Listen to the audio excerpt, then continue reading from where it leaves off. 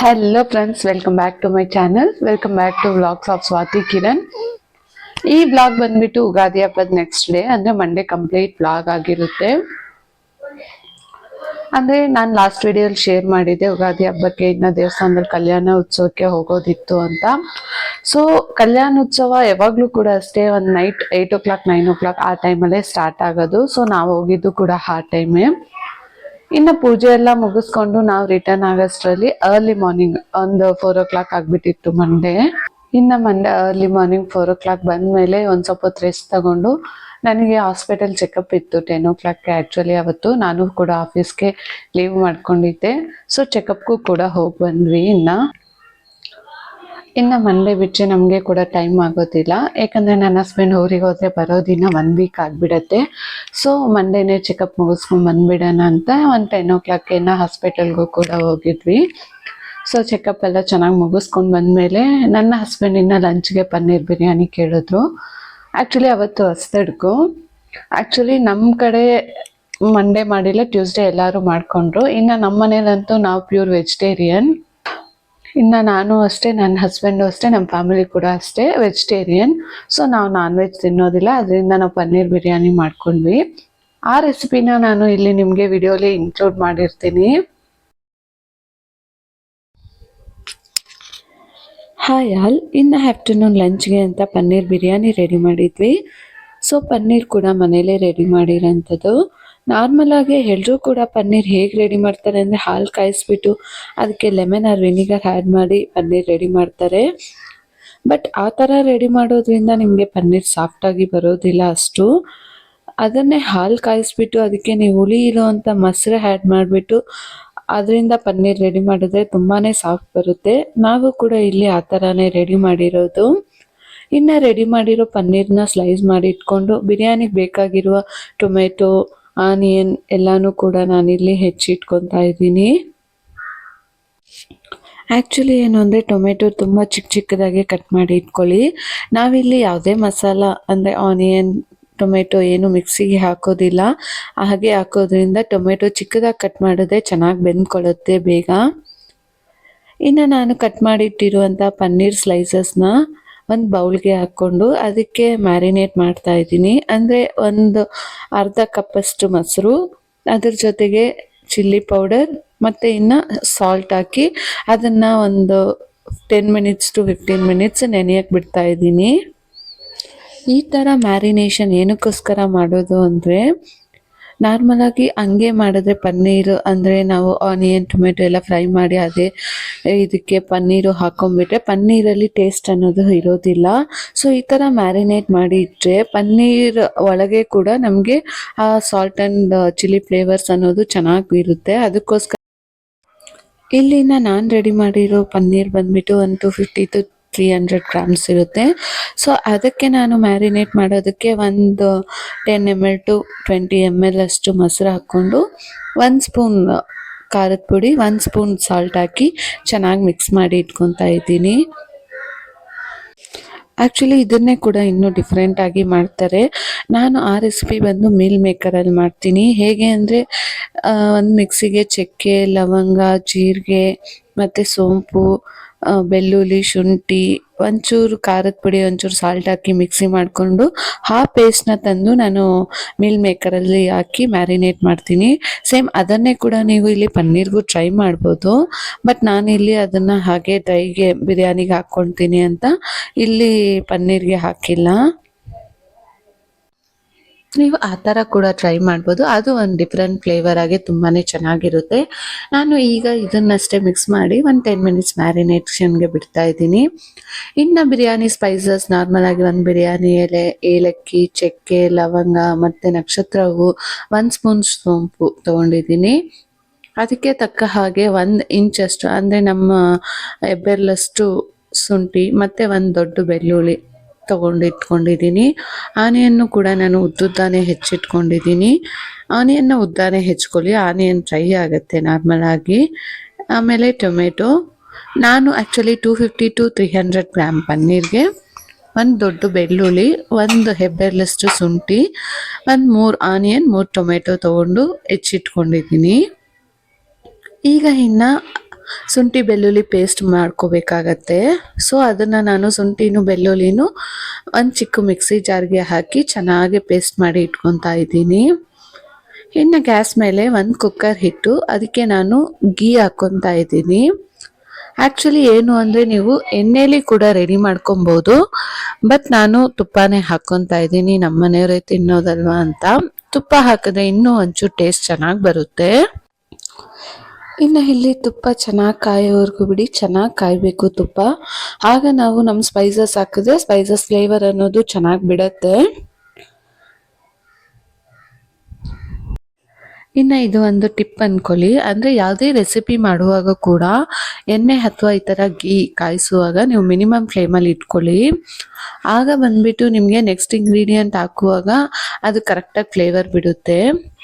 ಈಗ ಹೈ ಫ್ಲೇಮಲ್ಲಿ ಇಟ್ಟು ಅದು ಚೆನ್ನಾಗಿ ಕಾಯ್ದು ಬಿಡ್ತು ಅಂದರೆ ನೆಕ್ಸ್ಟ್ ಇಂಗ್ರೀಡಿಯೆಂಟ್ ಹಾಕಿದ್ರೆ ಅದು ಸೀದೋಗುತ್ತೆ ಬೇಗ.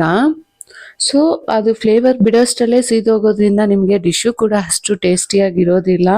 ಸೊ ಯಾವಾಗಲೂ ಕೂಡ ಈ ಥರ ಟ್ರೈ ಮಾಡಿ ನೋಡಿ. ಅಂದರೆ ಮಿನಿಮಮ್ ಫ್ಲೇಮಲ್ಲಿ ಇಟ್ಟು ಆಯಿಲ್ ಬಿಸಿ ಆಗಕ್ಕೆ ಬಿಡಿ. ಅದಾದಮೇಲೆ ನೆಕ್ಸ್ಟ್ ಇಂಗ್ರೀಡಿಯೆಂಟ್ ಹಾಕಿದ್ರೆ ಆವಾಗ ಫ್ಲೇವರ್ ಅನ್ನೋದು ಚೆನ್ನಾಗಿ ಬರುತ್ತೆ ಡಿಶ್ಗೆ. ಇಲ್ಲಿ ನಾನು ಕೂಡ ಎಲ್ಲ ಸ್ಪೈಸಸ್ನೂ ಆ್ಯಡ್ ಮಾಡಿ ಚೆನ್ನಾಗಿ ಮಿಕ್ಸ್ ಮಾಡ್ಕೊತಾ ಇದ್ದೀನಿ ಒಂದ್ಸತಿ. ಇಲ್ಲಿ ಇನ್ನು ಸ್ಪೈಸಸ್ ಎಲ್ಲ ಫ್ಲೇವರ್ ಬಿಡ್ತಾ ಇದ್ದಂಗೆ ನಿಮಗೆ ಸ್ಮೆಲ್ ಬರುತ್ತೆ. ಆ ಗೀ ಸ್ಮೆಲ್ಲು, ಸ್ಪೈಸಸ್ ಸ್ಮೆಲ್ಲು ತುಂಬ ಚೆನ್ನಾಗಿ ಗೊತ್ತಾಗತ್ತೆ. ಆ ಸಮಯದಲ್ಲಿ ನೀವು ಕಟ್ ಮಾಡಿಟ್ಟಿರುವಂತಹ ಆನಿಯನ್ನ ಆ್ಯಡ್ ಮಾಡ್ಕೊಳ್ಳಿ. ನಾನಿಲ್ಲಿ ರೈತಾನು ಮಾಡ್ಕೊಳ್ಳೋಣ ಅಂತ ಒಂದು ಸ್ವಲ್ಪ ಎಕ್ಸ್ಟ್ರಾ ಆನಿಯನ್ ಕಟ್ ಮಾಡಿ ಇಟ್ಕೊಂಡಿದ್ದೆ. ಸೊ ಬೇಕಾದಷ್ಟು ಹಾಕ್ಕೊಂಡಿದ್ದೀನಿ ಬಿರಿಯಾನಿಗೆ. ಈಗ ಆನಿಯನ್ ಕೂಡ ಚೆನ್ನಾಗಿ ಫ್ರೈ ಆಗಬೇಕು. ಯಾವಾಗಲೂ ಕೂಡ ಅಷ್ಟೇ, ಆನಿಯನ್ ಎಷ್ಟು ಫ್ರೈ ಮಾಡ್ತೀವೋ ಡಿಶ್ಶು ಕೂಡ ಅಷ್ಟು ಚೆನ್ನಾಗಿರುತ್ತೆ. ಆನಿಯನ್ ಹಸಿ ಹಸಿ ಇತ್ತು ಅಂದರೆ ನಾವು ಮಾಡೋ ಡಿಶ್ ಟೇಸ್ಟ್ ಅನ್ನೋದೇ ಚೆನ್ನಾಗಿರೋದಿಲ್ಲ.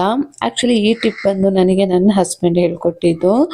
ಅವರು ತುಂಬ ಚೆನ್ನಾಗಿ ಅಡುಗೆ ಮಾಡ್ತಾರೆ ನನಗಿಂತ. ಅಂದರೆ ನಾನು ಅವ್ರದ್ರಲ್ಲಿ ಒಂದು 20% ಕೂಡ ಇರೋದಿಲ್ಲ, ಅವ್ರು ಅಷ್ಟು ಚೆನ್ನಾಗಿ ಕುಕ್ ಮಾಡ್ತಾರೆ. ಸೊ ಆನಿಯನ್ ಚೆನ್ನಾಗಿ ಬ್ರೌನ್ ಆಗೋವರೆಗೂ ಫ್ರೈ ಮಾಡ್ಕೊಳ್ಳಿ. ನಾನು ಎಲ್ಲ ವೀಡಿಯೋಸ್ಗಳಲ್ಲೂ ಕೂಡ ಎಲ್ಲ ರೆಸಿಪಿಲಿ ಕೂಡ ನಾನು ಅದನ್ನೇ ಶೇರ್ ಮಾಡೋದು, ಆನಿಯನ್ನ ಬ್ರೌನ್ ಆಗೋವರೆಗೂ ಫ್ರೈ ಮಾಡಿ ಯಾವುದೇ ಡಿಶ್ಗಾಗಲಿ ಅಂತ. ಇಲ್ಲಿ ಆನಿಯನ್ ಫ್ರೈ ಆಗ್ತಾ ಇರಲಿ. ಈ ಟೈಮಲ್ಲಿ ನಾನು ಹೋಗಿ ಶುಂಠಿ ಬೆಳ್ಳುಳ್ಳಿ ಪೇಸ್ಟ್ ರೆಡಿ ಮಾಡ್ಕೊತಾ ಇದ್ದೀನಿ. ನೋಡಿ, ನಾನು ನೀರು ಹಾಕಿಲ್ಲ, ಶುಂಠಿ ಬೆಳ್ಳುಳ್ಳಿ ಇದ್ದಷ್ಟೇ ನೀರು ಕೂಡ, ಅದರಲ್ಲೇ ನಾನು ಚೆನ್ನಾಗಿ ಪೇಸ್ಟ್ ಮಾಡ್ಕೊಂಡಿದ್ದೀನಿ. ಶುಂಠಿ ಬೆಳ್ಳುಳ್ಳಿ ಪೇಸ್ಟು ಯಾವಾಗೂ ಕೂಡ ಫ್ರೆಶ್ಶಾಗಿ ಪ್ರಿಪೇರ್ ಮಾಡಿ ಹಾಕಿದ್ರೆ ಫ್ಲೇವರ್ ಅನ್ನೋದು ಚೆನ್ನಾಗಿರುತ್ತೆ. ಅಂದರೆ ಆಚೆ ಸಿಗೋದು ಯೂಸ್ ಮಾಡಿದ್ರೆ ನಿಮಗೆ ಫ್ಲೇವರ್ ಅಷ್ಟು ಕೊಡೋದಿಲ್ಲ. ನಾನು ಕೂಡ ಮೊದಲು ಅಂಗಡಿಯಿಂದನೇ ತಂದು ಶುಂಠಿ ಬೆಳ್ಳುಳ್ಳಿ ಪೇಸ್ಟ್ ಯೂಸ್ ಮಾಡ್ತಿದ್ದೆ. ಬಟ್ ನ್ಯಾಚುರಲ್ ಆಗಿ ಅವಾಗಿಂದ ಅವಾಗ ಮಾಡಿ ಹಾಕುವಾಗ ನನಗೆ ಟೇಸ್ಟ್ ಇನ್ನೊಂಚೂರು ಚೆನ್ನಾಗಿದೆ ಅನ್ನಿಸ್ತು.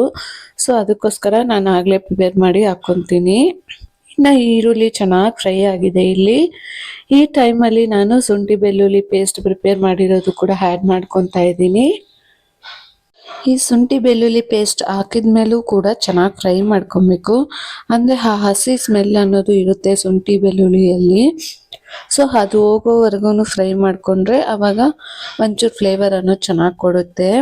ಇದನ್ನು ಫ್ರೈ ಮಾಡ್ಕೊಂಡಾದ್ಮೇಲೆ ನಾನು ಕಟ್ ಮಾಡಿ ಇಟ್ಕೊಂಡಿರುವಂತಹ ಟೊಮೆಟೊನು ಕೂಡ ನಾನು ಇದರಲ್ಲೇ ಆ್ಯಡ್ ಮಾಡ್ಕೊತಾ ಇದ್ದೀನಿ. ಆ್ಯಕ್ಚುಲಿ ನಿಜವಾಗ್ಲೂ ನನಗೆ ಅಡುಗೆ ಅನ್ನೋದು ಬರ್ತಾ ಇರಲಿಲ್ಲ ಮದುವೆಗೆ ಮುಂಚೆ. ಈಗ ಓಕೆ, ಅಂದರೆ ಮದುವೆಗೂ ಮುಂಚೆ ಏನೂ ಮಾಡ್ತಾ ಇರಲಿಲ್ಲ ಅಮ್ಮ ಮನೇಲಿ. ಮದುವೆ ಆದಮೇಲೆ ನಾನು ಹಸ್ಬೆಂಡ್ಗೋಸ್ಕರ ಮಾಡ್ತಿದ್ದೆ.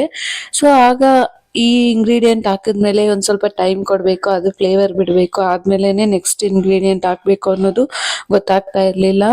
ಅಂದರೆ ಇವಾಗ ಆನಿಯನ್ ಹಾಕ್ಬಿಟ್ಟು ಒಂದು ಸ್ವಲ್ಪ ಫ್ರೈ ಮಾಡಿಬಿಟ್ಟು ಹಂಗೆ ಶುಂಠಿ ಬೆಳ್ಳುಳ್ಳಿ ಪೇಸ್ಟ್ ಅದಾದಮೇಲೆ ಹಂಗೆ ಒಂಚೂರು ಫ್ರೈ ಆದಮೇಲೆ ಟೊಮೆಟೊ ಆ ಥರ ಮಾಡ್ತಿದ್ದೆ. ಆಮೇಲೆ ನನಗೆ ನನ್ನ ಹಸ್ಬೆಂಡೇ ನಿಧಾನಕ್ಕೆ ನಿಂತ್ಕೊಂಡು ನನ್ನ ಪಕ್ಕದಲ್ಲಿ ನನಗೆ ಕುಕ್ಕಿಂಗ್ ಹೇಳ್ಕೊಟ್ಟಿದ್ದು ಕೂಡ.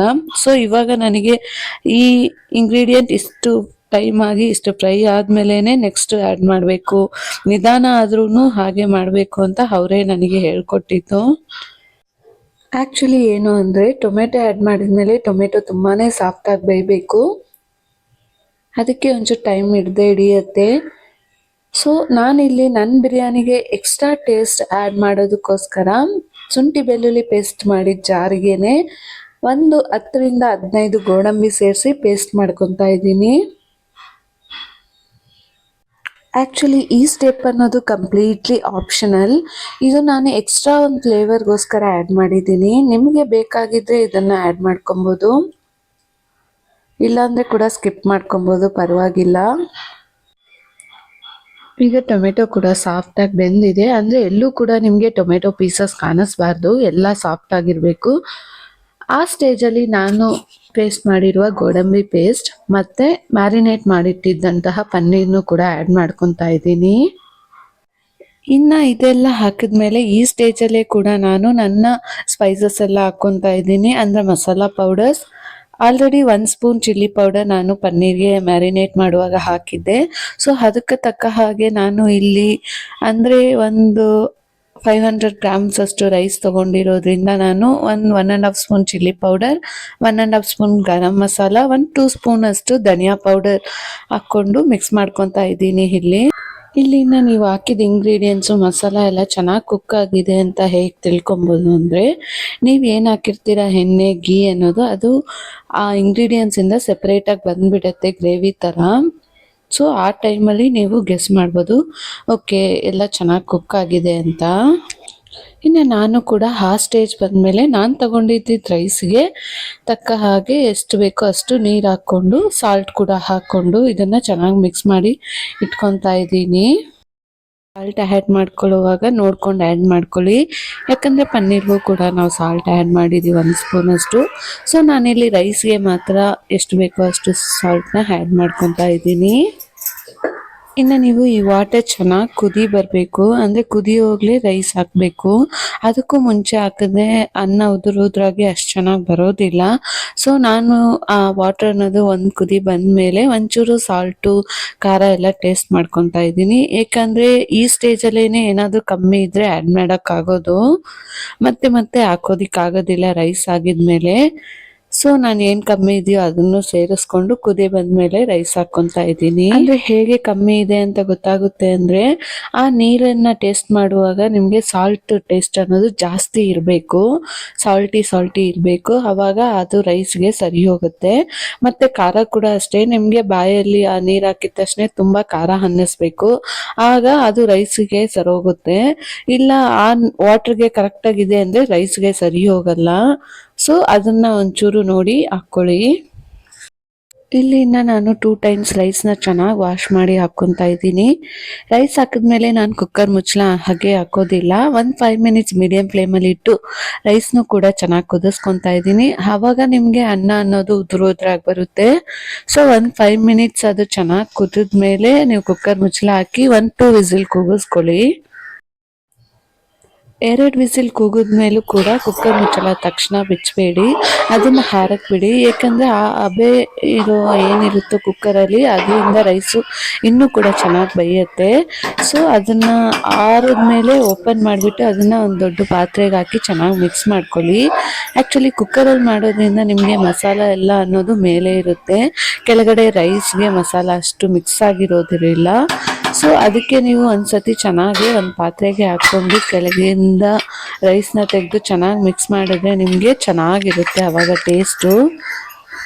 ಆ್ಯಕ್ಚುಲಿ ಆ ಥರ ಮಸಾಲ ಎಲ್ಲದಕ್ಕೂ ಮಿಕ್ಸ್ ಆಗಬೇಕಂತಲೇ ನಾವು ಕುಕ್ಕರ್ ಮುಚ್ಚಳ ತಕ್ಷಣ ಹಾಕದೆ 5 ಮಿನಿಟ್ಸ್ ಅಕ್ಕಿ ಹಾಕಿದ್ಮೇಲೆ ವೆಯ್ಟ್ ಮಾಡಿ ಹಾಕೋದು. ಬಟ್ ಇದ್ರೂ ಕೂಡ ನೀವು ಒಂದ್ಸತಿ ಆ ಥರ ಮಿಕ್ಸ್ ಮಾಡೋದ್ರಿಂದ ಇನ್ನೂ ಚೆನ್ನಾಗಿರುತ್ತೆ ಟೇಸ್ಟ್ ಅನ್ನೋದು, ಅದಕ್ಕೋಸ್ಕರ ಹೇಳಿದ್ದು. ಇಲ್ಲಿ ನೋಡಿ ನಾನು ಕೂಡ ಅದೇ ಥರ ಒಂದು ಪಾತ್ರೆಗೆ ಹಾಕ್ಕೊಂಡು ರೈಸ್ನ ಮಿಕ್ಸ್ ಮಾಡ್ಕೊತಾ ಇದ್ದೀನಿ. ಸೊ ನೋಡಿ ಎಷ್ಟು ಉದುರಾಗಿ ಆಗಿದೆ ರೈಸ್ ಅನ್ನೋದು ನಿಮಗೆ.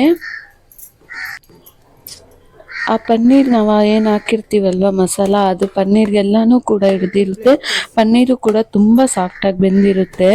ಇನ್ನು ನಾನು ನನ್ನ ಹಸ್ಬೆಂಡ್ಗೆ ಹಾಕ್ಕೊಟ್ಟು ಹೇಗಿದೆ ಅಂತ ಕೇಳಿದೆ, ಅವರು ಚೆನ್ನಾಗಿದೆ ಅಂತ ಅಂದರು. ಪನ್ನೀರ್ ಕೂಡ ಅಷ್ಟೇ ಚೆನ್ನಾಗಿ ಬೆಂದಿರುತ್ತೆ, ಮಸಾಲ ಎಲ್ಲ ಅದರೊಳಗೂ ಇರುತ್ತೆ. ಈ ರೆಸಿಪಿನ ನೀವು ಕೂಡ ಒಂದ್ಸತಿ ಟ್ರೈ ಮಾಡಿ ನೋಡಿ, ನನಗೆ ಹೇಗಿದೆ ಅಂತ ಕಮೆಂಟಲ್ಲಿ ತಿಳಿಸ್ಕೊಡಿ. ಇನ್ನೂ ಏನಾದರೂ ನಿಮಗೆ ರೆಸಿಪೀಸ್ ಬೇಕು ಅಂದರೆ ಕೂಡ ಹೇಳಿ, ನಾನು ಇದೇ ಥರ ನಿಮಗೆ ಮಾಡಿ ವಿಡಿಯೋ ಹಾಕ್ತೀನಿ. ಇನ್ನು ಇದು ಮಂಡೇ ಈವ್ನಿಂಗ್ ಊಟ ಎಲ್ಲ ಮಾಡಿ ಒಂದು ಸ್ವಲ್ಪ ಹೊತ್ತು ರೆಸ್ಟ್ ಮಾಡಿದ್ಮೇಲೆ ಸರಿ ನನ್ನ ಡೈರಿಲಿ ಸ್ವಲ್ಪ ನೋಟ್ ಮಾಡೋದಿತ್ತು, ನೋಟ್ ಮಾಡೋಣ ಅಂತ ಇದ್ದೆ. ಇನ್ನು ನಮ್ಮ ಅವರು ಏನೋ ನೋಡ್ತಿದ್ರು. ಆ್ಯಕ್ಚುಲಿ ನಾನು ಯೂಟ್ಯೂಬ್ ಸ್ಕ್ರಿಪ್ಟ್ ಆಗಲಿ ಎಲ್ಲನೂ ಕೂಡ ನಾನು ನನ್ನ ಡೈರಿಲಿ ನೋಟ್ ಮಾಡಿ ಇಡ್ತೀನಿ. ನನ್ನ ಡ್ರೀಮ್ಸ್ ಮಾತ್ರನೇ ಅಲ್ಲ, ಇದನ್ನು ಕೂಡ ಅದರಲ್ಲೇ ಬರೆದಿರ್ತೀನಿ. ಅಂದರೆ ಈ ಐಡಿಯಾ ಕೊಟ್ಟಿದ್ದು ನನಗೆ ನನ್ನ ಹಸ್ಬೆಂಡೇ ಇದೆಯಾ ಅಂತ. ನಾನು ಹೇಳಿದೆ, ನೀನೇ ತಾನೇ ಹೇಳಿದ್ದು ಯೂಟ್ಯೂಬ್ ಕಂಟೆಂಟು ನೆಕ್ಸ್ಟ್ ಏನು ವಿಡಿಯೋ ಮಾಡಬೇಕು, ಯಾವ ಥರ ಮಾಡಬೇಕು ಅಂತ ನೋಟ್ ಮಾಡಿ ಇಟ್ಕೊಂಡು ಸ್ಕ್ರಿಪ್ಟ್ ಮಾಡಿಕೊಂಡು ಆಮೇಲೆ ಮಾಡು ಅಂತ. ಅದನ್ನೇ ನಾನು ಎಕ್ಸ್ಪ್ಲೈನ್ ಮಾಡ್ತಿದ್ದೆ, ನೀನೇ ಹೇಳ್ಕೊಟ್ಟಿದ್ದೆ ಅಲ್ವಾ ಅಂತ. ಸೊ ಅವರು ಕೂಡ ನಾನು ಹೇಳ್ಕೊಟ್ಟಿದ್ದು ಫಾಲೋ ಮಾಡ್ತೀಯಾ ಅಂತೇಳಿ ಶಾಕ್ ಆಗ್ತಾಯಿದ್ರು. ಇನ್ನು ಆ್ಯಕ್ಚುಲಿ ಅವರು ಫುಲ್ಲು ಟಯರ್ಡ್ ಆಗಿಬಿಟ್ಟಿದ್ರು. ಅವ್ರಿಗೆ ನಿದ್ದೆ ಅನ್ನೋದು ಚೆನ್ನಾಗಿ ಇಲ್ಲದೆ ಹೋದರೆ ಖಂಡಿತ ಅವರು ಆರಾಮಾಗಿರೋದೇ ಇಲ್ಲ. ಅವ್ರಿಗೆ ಹೆಡೇಕ್ ಬಂದುಬಿಡತ್ತೆ, ಇನ್ನು ಬಾಡಿ ಪೇನ್ಸ್ ಕೂಡ ಬಂದುಬಿಡತ್ತೆ. ಸೊ ಈವ್ನಿಂಗ್ವರೆಗೂ ಅವ್ರು ಚೆನ್ನಾಗಿ ನಿದ್ದೆ ಮಾಡೋಕ್ಕೆ ಬಿಟ್ಬಿಟ್ಟಿದ್ದೆ ನಾನು. ಆವತ್ತಿನ ಡೈರಿಲಿ ನೆಕ್ಸ್ಟ್ ಯೂಟ್ಯೂಬ್ ಕಂಟೆಂಟು ಬರೆಯೋದಿತ್ತು. ಸೊ ಬರೆದಿಟ್ಬಿಟ್ಟು ಇನ್ನು ನೈಟ್ ಡಿನ್ನರ್ ಮಾಡಿಕೊಂಡು ನಾವು ಕೂಡ ವಾಕಿಂಗ್ ಹೋದ್ವಿ. ಆ್ಯಕ್ಚುಲಿ ನಮ್ಮ ಮದುವೆ ಆದಾಗಲಿಂದ ಕೂಡ ನಮ್ಮ ಊರಿಗೆ ಹೋದರೆ ನಾವು ವಾಕ್ ಮಾಡ್ತೀವಿ. ಬ್ಯಾಂಗ್ಳೂರಲ್ಲಿದ್ದರೆ ಯಾವಾಗಾದರೂ ಒಂದು ಸತಿ, ಟೈಮೇ ಸಿಗೋದಿಲ್ಲ ಬ್ಯಾಂಗ್ಳೂರಲ್ಲಿ. ಇನ್ನು ಈ ಥರ ನಮ್ಮೂರಿಗೆ ಹೋದರೆ ಮಾತ್ರ ಕಂಪಲ್ಸರಿ ಮದುವೆ ಆದ ಹೊಸದಿಂದನೂ ನಾವಿಬ್ಬರು ವಾಕ್ ಮಾಡ್ತೀವಿ ಡಿನ್ನರ್ ಆದಮೇಲೆ. ಸೊ ಅಲ್ಲಿ ಇನ್ನು ಅವ್ರಿಗೆ ನಮ್ಮ ರಿಲೇಟಿವ್ ಅಂದರೆ ನಮ್ಮ ಫ್ರೆಂಡ್ ಗೊತ್ತಿರೋರು ಸಿಕ್ಕಿದ್ರು. ಇನ್ನು ಅವರು ಅಲ್ಲಿ ಇನ್ನೊಂದು 1/2 ಅವರ್ ಅವ್ರ ಜೊತೆ ಏನೋ ಮಾತಾಡ್ಕೊಂಡು ಟೈಮ್ ಪಾಸ್ ಮಾಡ್ತಿದ್ರು. ಇನ್ನು ನಾನು ಇಲ್ಲಿ ಸೈಡ್ಗೆ ವಾಕ್ ಮಾಡ್ಕೊತಿದ್ದೆ. ಇನ್ನು ನಾನು ಯೂಟ್ಯೂಬ್ ಸ್ಟಾರ್ಟ್ ಮಾಡಿ ಆಲ್ಮೋಸ್ಟ್ ನಿಯರ್ ಬೈ 1 ಮಂತ್ ಹತ್ತತ್ರ ಆಗ್ತಿದೆ. ಆದರೂ 1 ಮಂತ್ಗೆ ಅಚೀವ್ ಮಾಡುವಷ್ಟು ನಾವು ಇನ್ನೂ ಕೂಡ ಅಚೀವ್ ಮಾಡಿಲ್ಲ. ಅದಕ್ಕೆ ನಿಮ್ಮೆಲ್ಲರ ಸಪೋರ್ಟ್ ಬೇಕು. ದಯವಿಟ್ಟು ನನಗೆ ಎಲ್ಲರೂ ಸಪೋರ್ಟ್ ಮಾಡಿ. Thank you. ಇನ್ನು ನಮ್ಮ ವಿಡಿಯೋ ನಿಮಗೆಲ್ಲರಿಗೂ ಇಷ್ಟ ಆಯಿತು ಅಂದರೆ ಲೈಕ್ ಆ್ಯಂಡ್ ಶೇರ್ ಮಾಡಿ. ದಯವಿಟ್ಟು ನನ್ನ ಚಾನಲ್ಗೆ ಸಬ್ಸ್ಕ್ರೈಬ್ ಮಾಡಿಕೊಂಡು ವಿಡಿಯೋನ ಕೊನೆವರೆಗೂ ನೋಡ್ತಾ ಇರಿ. Thank you for your support.